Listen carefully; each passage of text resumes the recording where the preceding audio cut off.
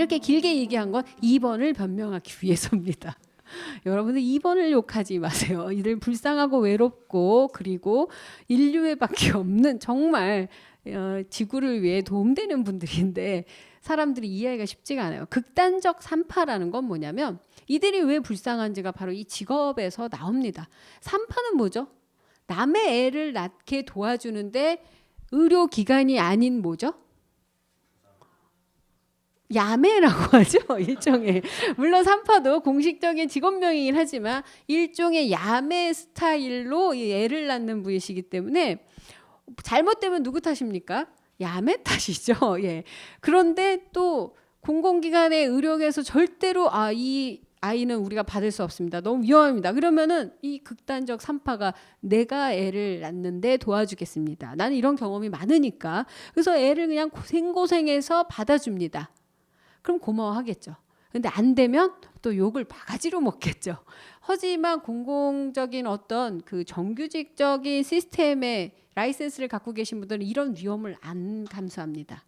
그래서 극단적이라는 거예요. 그들은 이 케이스는 내가 많이 해봤어. 거꾸로 있는 애 전문이야.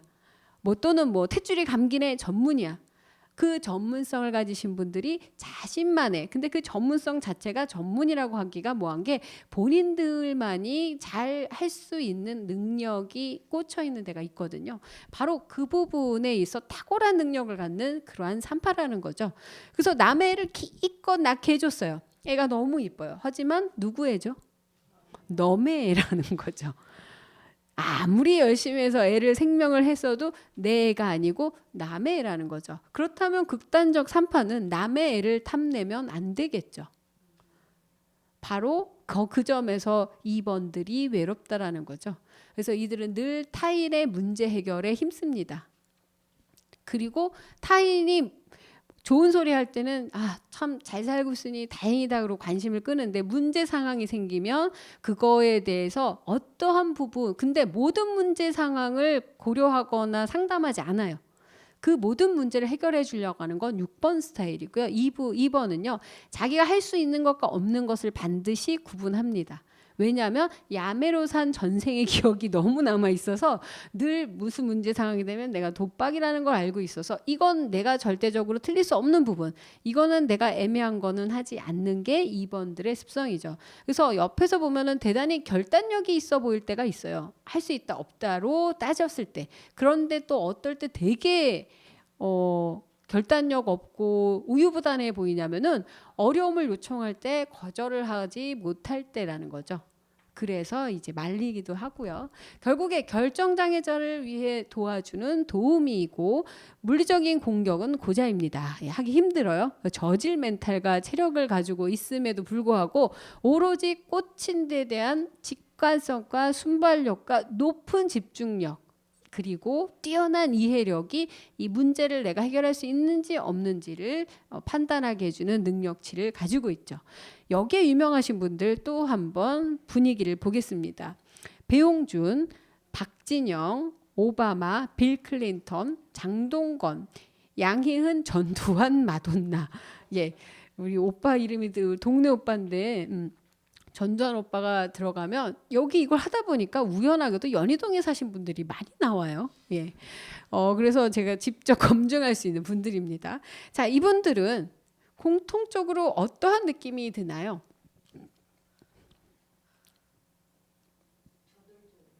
어떤 부분에서 저돌적인가요?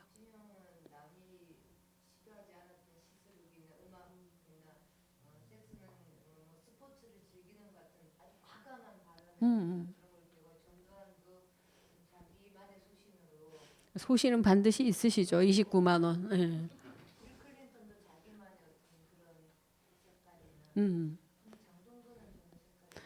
안 알려져 있죠. 예.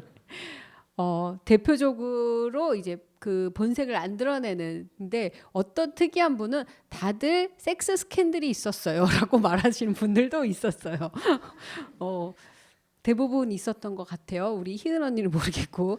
그런데 말씀대로 저돌적이라고 표현하셨는데 좀 더 상세하게 말씀하시니까 오히려 대범하다거나 과감하다거나 또는 남의 눈치를 보지 않고 되게 선명하다라고 말할 수 있겠죠. 이들 중에 저돌적인 분들은 없어요.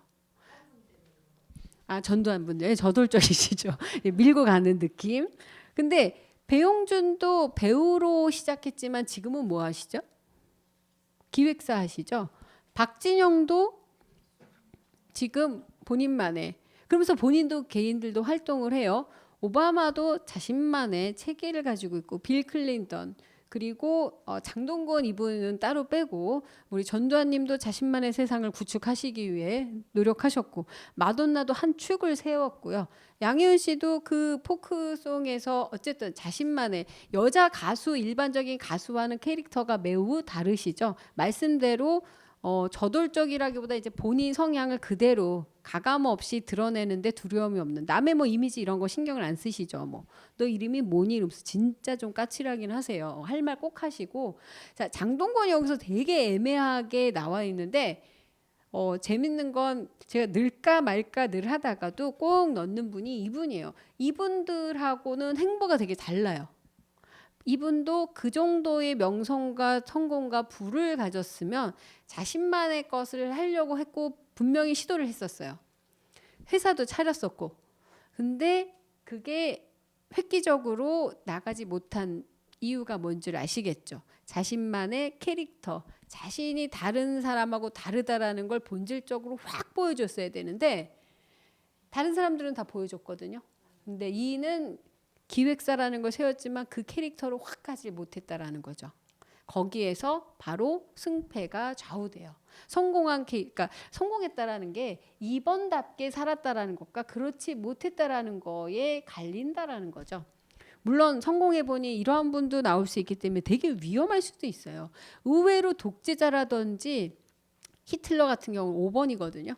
네, 그러니까 아주 독특한 독재자들 중에서 주로 이렇게 좀 1번, 2번, 9번에서도 꽤 나올 수 있다라는 거. 그리고 뭐 물론 마돈나 같은 경우 저는 이제 양희은과 마돈나를 두 축에 놓고 여자 가수이지만 정말 따일 수밖에 없는 성향을 가졌다라는 거.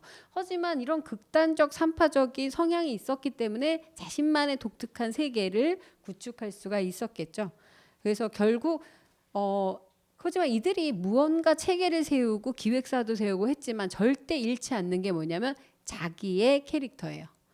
남하고 나는 다르다라는 걸 보여줄 때 더 명명백백하게 드러나는 게 2번이라는 거죠. 장동건이 힘들어진 건 자기 걸 드러내지 않고 계속 묻혀갔기 때문이에요. 그 힘을 드러냈어야 되는데 너무 안전하게 가기 때문에 계속해서 그 부분에 어려움이 있는 거죠.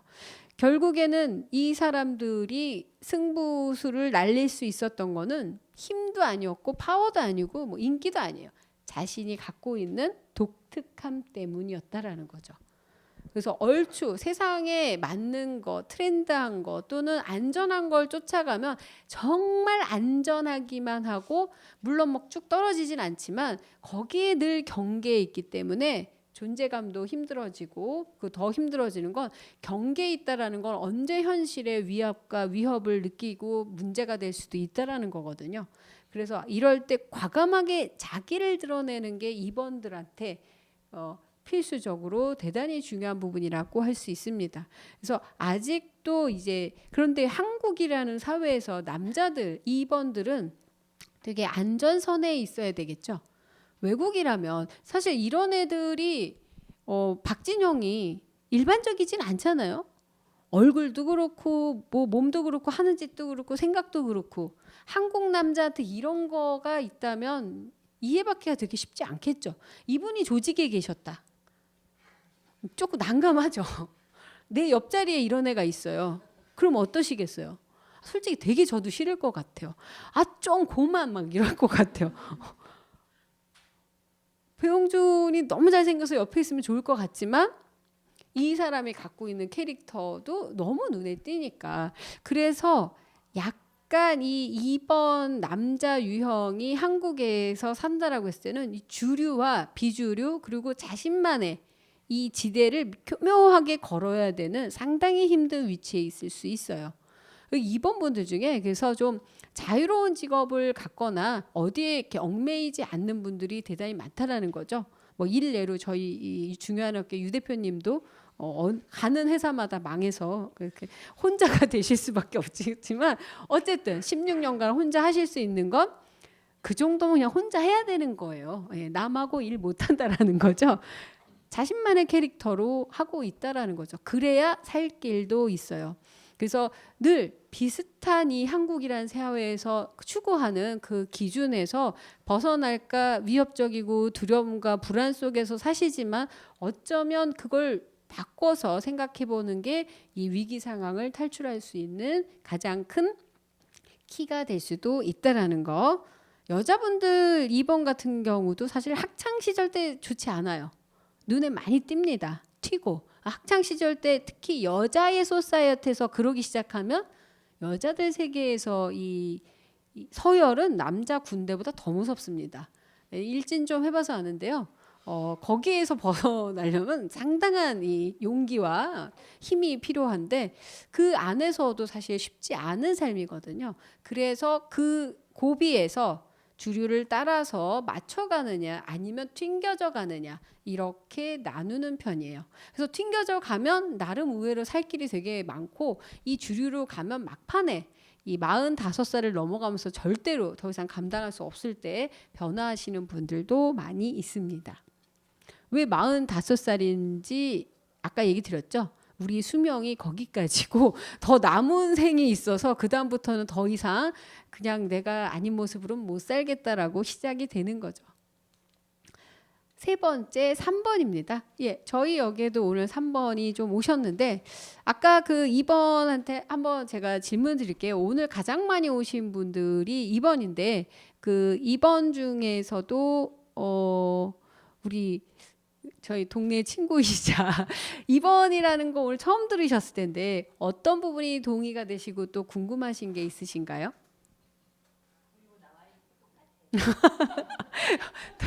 여기 일단 일렬로 나래비를 세우면요 절대로 내 옆에 사람과 같을 수 없다라는 게 온몸으로 품어지는 게 2번입니다. 스타일이 대단히 다 달라요. 근데 되게 1번들 되게 비슷한 스타일이 있습니다. 고집스러운 자기 외모 스타일이 있어요. 이분들이 긴 머리다 그러면 무조건 긴 머리여야 하고 평생을 긴 머리를 해야 되고 내가 이 스타일이다 하면 고집을 하는 게 있는데 2번은 끊임없이 자기만의 색깔을 갖기 위해서 되게 노력을 하거든요.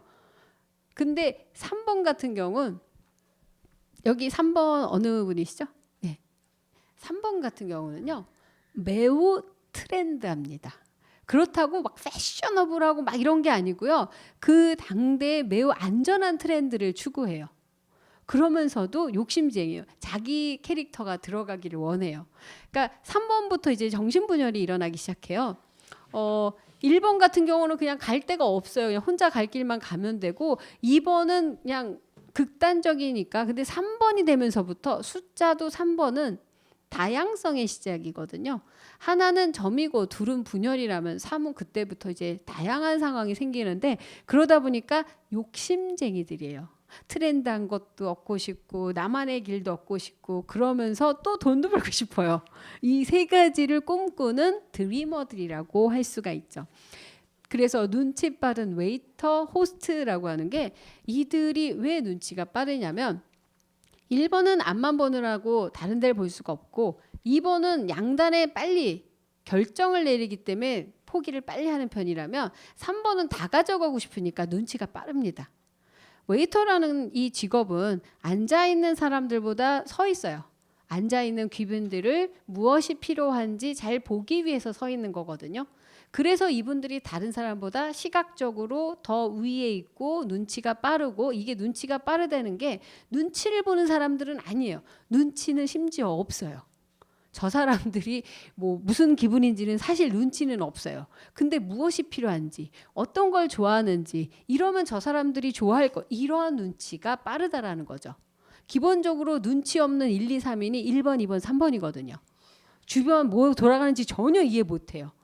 근데 그나마 3번은 다른 사람을 위해서 무언가 할 수 있는 지점에 눈치가 상당히 빠르다는 거, 즉 니즈를 빨리 읽는 사람들이에요.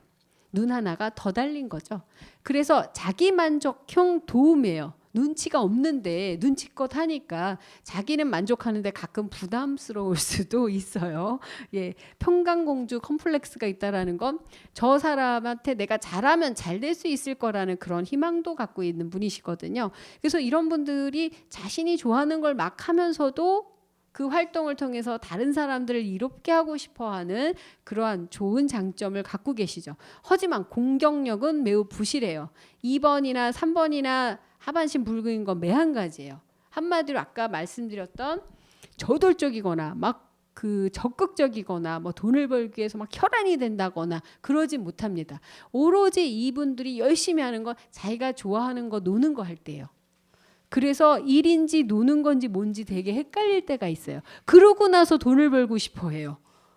4번이 보면 비웃겠죠. 야, 그래가지고 무슨 돈을 벌어. 근데 자기가 좋아하는 걸 열심히 하면서 돈이 안 벌려라고 해요.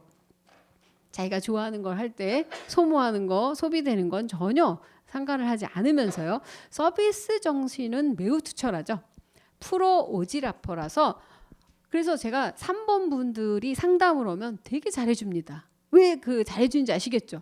나가면서 전화해요, 이분들. 야, 여기 완전 용해. 막 이러면서 너 꼭 와야 된다. 야, 아니면 내가 같이 데리고 올게. 이분들은 친구도 데리고 오고 가족도 챙겨주고 일일이 다른 사람 질문까지 다 받아옵니다. 즉 자기가 좋아하는 거라면 사심 없이 던지는 사람들이거든요. 그래서 3번 오면 따뜻한 차도 드리고 좋아하는 것도 주고 예쁘다고 더 얘기도 많이 하고 그리고 심지어 이분들이 오면 정말 그 있는 힘 없는 힘 해서 다 맞추려고 노력해요. 이분들을 실망시키지 않기 위해서 엄청 노력합니다. 그분들이 탁 돌아가면 하얗게 불태웠다 막 이러면서 대신 정말 바로 전화가 옵니다. 소문 듣고요. 뭐 소개받았어요. 이러 3번 다 소개해요. 3번으로 연명하고 있어요. 얼마나 3번을 아끼는지. 이분들은 전화번호 저장되어 있습니다. 3번 누구누구. 바로 받습니다. 카톡도 3번 누구누구 바로 받습니다. 왜냐하면 이들을 실망시키면 나쁜 소문도 빨리 퍼지겠죠. 예, 그러면 안 되니까요. 상당히 신경 쓰는. 대신 사심이 없어요. 내가 뭘 더 잘해준 것도 없는데도 열심히 저를 위해서 저 하나 잘 되라고 애쓰시는 분들이거든요.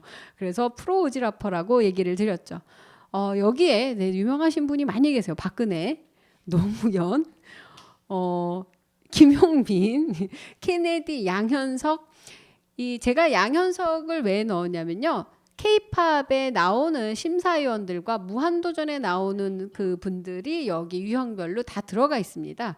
2번인 박진영에 대비해서 양현석은 3번이죠. 거기 막 식당 좋은 거 막 밥 맛있는 거 차려놓고 애들 막 뭐 서비스하고 제가 보기엔 다 쓸데없는 짓인데 어쨌든 정말 소문난 잔치죠. 늘 서비스. 박진영 있는데 식당이 잘 돼 있다는 소리 들어본 적 있어요? 졸라 겁나 막 빡세게 가리킨다는 얘기 들었죠. 막 자기 스타일로 공기반 뭐 소리반 이러면서 거기 무슨 식당 얘기가 나오고 인테리어가 나온 적 없어요. 인테리어는 심지어 되게 그지 같아요. 근데 이 자기만의 이걸로 3파가 뭐 병원이 필요합니까? 아무 데서나 적당히 깔고 하면 되는 거지.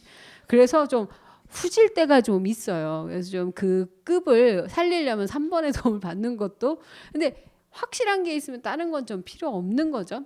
근데 3번은 그 분위기도 되게 중요합니다. 서비스거든요. 그래서 양현석이 하는 기획사는 박진영하고는 매우 다릅니다. 그럼 SM 대표인 누구였죠? 이수만. 이수만의 그 누구죠? 대리로 누가 나왔었죠? 보아죠. 둘은 똑같이 몇 번일까요? 4번이에요. 이사잖아요. 보아는. 그 어린 나이에 이사예요. 늘 부동산을 생각하시는 분이시고. 자, 즉 양현석과 여기 있는 뭐 정준하, 무한도전에 있는 정준하. 눈치는 없는데 되게 눈치 보고 잘해주려고 하는데 되게 안 통하죠. 예. 김기덕 감독님, 예. 아무리 그 좋은 영화지만 별로 보고 싶지 않은 봉준호 감독도 여기 있고 MC몽 그리고 에드워드 건 셰프 같은 셰프를 제가 좀 쭉 넣어봤어요. 이연복 스타일 셰프와 에드워드 건 스타일은 상당히 프레젠테이션에 강하죠. 보여주는 거 쇼맨십에 강하고 심지어 외모도 강합니다. 그 사람이 만든 거는 모르겠지만 어쨌건 그래도 어느 정도 트렌드에선 벗어나지 않는 정도의 실력은 분명히 갖췄을 거예요. 프란치스코 교황. 예. 얼마나 정말 제대로 직업을 잡으셨죠, 이분은. 이분이야말로 3번이고 이 교황에 맞는 역할을 잘 하실 수 있는 것 같아요. 자, 여기에 있는 사람들의 공통점을 한번, 느낌을 한번 찾아보시죠. 3번 보시기에 이분들 느낌은 어떠신가요? 화려하고, 예. 여러 가지 면에서 화려합니다. 구설도 아주 화려하고요. 예. 3번 구설을 건너갈 수가 없어요. 예. 우리 제가 이 동네에서 가장 사랑하는 가게 중에 하나가 이 명조장 가게 사장님이 여기 와 계신데요. 3번 분이 하고 계세요. 가면 너무 아름다운데요. 아직 구설을 못 하고 있어요. 그 구설만 타면, 구설이 그렇게 나쁜 거 아니에요. 좋은 쪽의 구설이라면. 그렇다면 그게 홍보죠. 거기 근데 아직까지도 늘 예쁜 것만 지금 계속 채워놓고 계셔가지고 여러분들이 나중에 이 수업 끝나시고 나면 연희동의 명조장을 좀 기억을 해주셨으면 하는데, 이분들이 각각이 다 상당히 화려한 부분이 있고 소문이 많이 잘 나고, 그리고 무언가 이 안에서 나오는 소스들이 아주 많다라는 거, 다양성이 있다라는 거, 그리고 이들이 표현과 보여주는 게 매우 트렌드하고 대중적이고 화려하다라는 거. 근데 완전히 대중적인 분들은 아니에요. 3번들은. 어딜 봐서 다 대중적입니까? 여기에. 예. 완전히 대중적이보다 조금 매니악한 쪽의 트렌드는 분명히 있으신데, 그렇다고 해서 주류를 완전히 벗어나는 아웃사이더형은 없습니다. 분명히. 그래서 이런 분들이 정치적인 노선에 들어가신 분들이 많은데, 그거는 우리나라의 특성상에 잘 맞는 것 같아요. 우리나라 특성이 한국에 맞다라는 게 아니고 한국 시대와 비슷했던 혼란기에서 눈에 띄거나 각광을 받거나 뭔가 화끈한 이슈가 될 때 주목을 받는 힘들이 좋다라는 거죠. 자, 지금은 미국이 오바마, 빌 클린턴 이런 2번들이 대세라면, 케네디는 바로 우리의 지금과 같은 매우 혼란 시기, 여러 가지 변혁에 있는 시기에 주목을 받았던 사람이거든요. 새로워 보이는 게 이들이 갖고 있는 장점이라는 거죠. 그래서 바로 이 3번들이 그러한 다양성을 최초로 시도하는, 내 꿈이 이루어지는 나라를 시도하는, 결국에는 세상에 1과 2의 세상에서 3이라는 새로운 전제로 넘어가는 분들이 바로 3번이라고 생각하시면 됩니다. 본인도 동의하시면서 부정하시고 싶은 부분이 있으신가요? 3번이신데.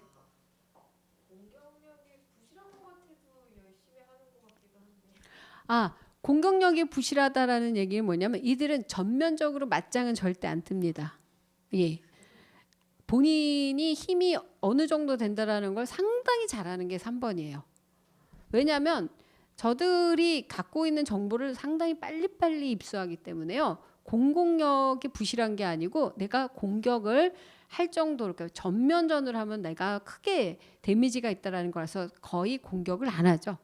그래서 이런 분들이 괜히 싸움만 걸었다가 손해를 많이 볼 수 있어서 전면 공격은 하지 않는데, 하지만 이분들이 2번하고 비슷한 게 뭐냐면 절대 잊지 않습니다. 잊지 않고 고이고이 생각을 하는 그러한 공격력은 가지고 있죠. 그 다음에 3번이 1, 2번 친구들을 따돌리고 세상으로 나왔어요. 세상에 나왔더니 4번이라는 친구가 있겠죠.